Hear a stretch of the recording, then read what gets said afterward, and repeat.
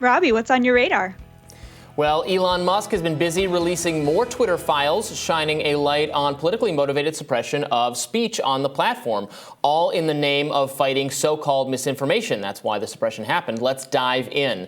The second installment of the Twitter files was released by independent journalist Bari Weiss.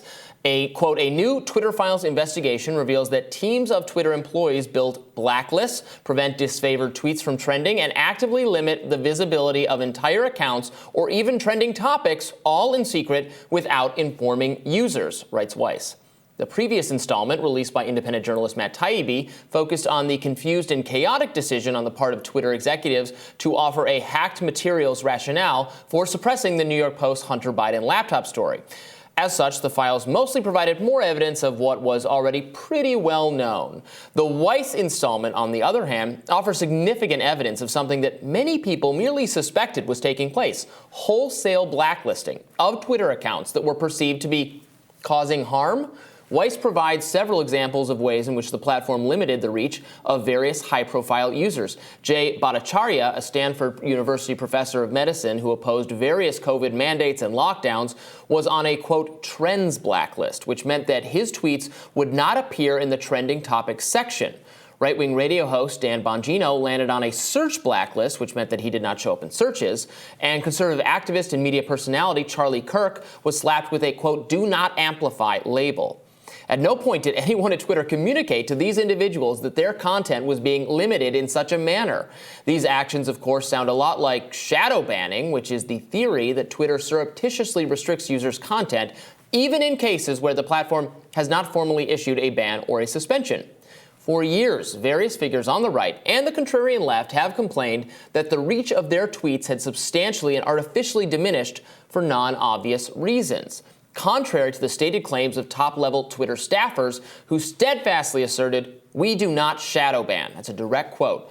That claim, I guess, depends upon how the term is defined. To be clear, Twitter has publicly admitted that it suppresses tweets if they detract from the conversation, though the platform's plan was to eventually move toward a policy of informing users about these suppression efforts. That move never took place. Now, if shadow banning is defined as secretly making a user's content utterly undiscoverable, even by visiting his own page, then it's technically true that there is no shadow banning. And Twitter seems to have defined the term exactly that way to get them out of trouble. But when most people complain about shadow banning, they are objecting to a secretive process of restricting, hiding, and limiting content in general, without informing users about why these decisions have been made. And under this definition, it's crystal clear that Twitter engages in shadow banning, despite what they've told you previously.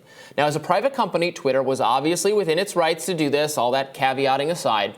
Users also have the right, however, to be furious about it. The lack of transparency is startling, and the rationale behind the policy wholly contrary to a culture of free speech.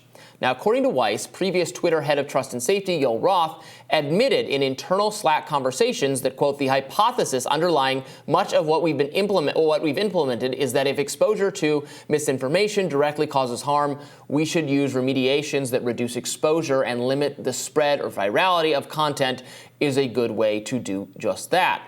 So that's a very fraught proposition that would appear to justify an extreme amount of online censorship. As always, it's important to keep in mind that social media moderators, misinformation beat reporters, federal health advisors, and national intelligence officials have all failed to correctly distinguish actual misinformation from true information, the New York Post laptop story being just one prominent example. So that was Twitter Files 2. Twitter Files 3 was brought to us again over the weekend by Matt Taibbi. According to his latest round of dispatches, law enforcement officials in the Department of Homeland Security and also the FBI met regularly with top content moderators at Twitter during the 2020 presidential election. Taibbi describes an erosion of standards within the company that took place between October 2020 and January 6, 2021, as Twitter's trust and safety team, headed by Yoel Roth and Vijaya Gad, took a more active and, according to Taibbi, arbitrary role in moderating election-related content. Taibbi contrasts their moderation decision with calls made by the safety operations team, which was a broader team whose staffers used a more rules-based process for addressing issues like porn, scams, and threat. Notably, Twitter's moderation decisions during this time period increasingly relied on input from the FBI and the Department of Homeland Security. In internal Slack conversations, Twitter policy director Nick Pickles floated the idea of publicly admitting that the company's misinformation policies were partly based on feedback from experts in law enforcement. He eventually decided just to call them partnerships. Other Slack messages suggest that Roth met regularly, even weekly, with the FBI and DHS. The FBI also reported tweets for spreading election misinformation, sometimes prompting Twitter to take action. So this is the aspect of content moderation that should actually provoke the greatest concern from the general public. While Twitter's opaque and inconsistent policies are undoubtedly enraging, they are a private company and they have terms of service. Ultimately, users can and should complain and encourage new leadership, i.e. Elon Musk, to change course, but there isn't a strong enough public policy connection. Dictates from law enforcement, on the other hand, are absolutely matters of public policy. Is it proper? It's proper for us to ask whether agents of the state should encourage private entities to suppress misinformation, even as national political figures excoriate these entities for not moderating more aggressively. The First Amendment might have something to say about that. So, Batya, what did you make of the latest dispatches from the Twitter files?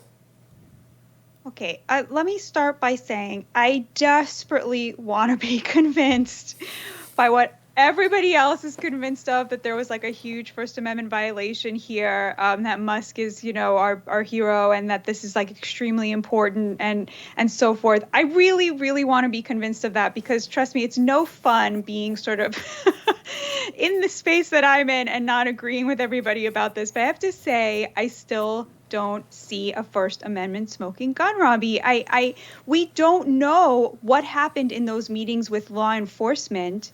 And is it really impossible to imagine a scenario in which we would want the FBI to be letting certain companies know about, I think we can all imagine a certain level of terrorism, for example, that would rise to the level that we would want somebody high up in a company like Twitter to be getting information about that. It's just very easy for me to, if ISIS was regularly posting on Twitter and using Twitter in order to organize and recruit, isn't that something we would want Yoel Roth to have taken a meeting from the Department of Homeland Security to hear about? We don't know what happened in those meetings. I mean, we can surmise that among the things that they suggested he moderate were things related to Trump, especially after January 6th. But first of all, what happened after January 6th, I'm sorry, you just can't compare what happened after that to what happened before. And more importantly, the FBI had no power to enforce anything vis-a-vis Twitter. They made suggestions that Yoel Roth seems like he was very eager, possibly, we don't know, but seemed like he was very eager to take their suggestions.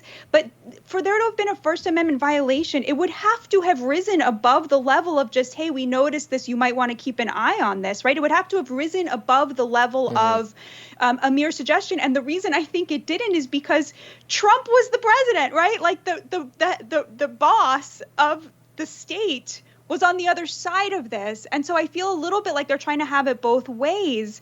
Obviously, it's disgusting that they silence people critical of lockdowns. I mean, how many people's businesses were destroyed? How many children's lives were destroyed because of that? It's disgusting. I'm totally on board with that. I think it's great that it's out in the open and we know about it.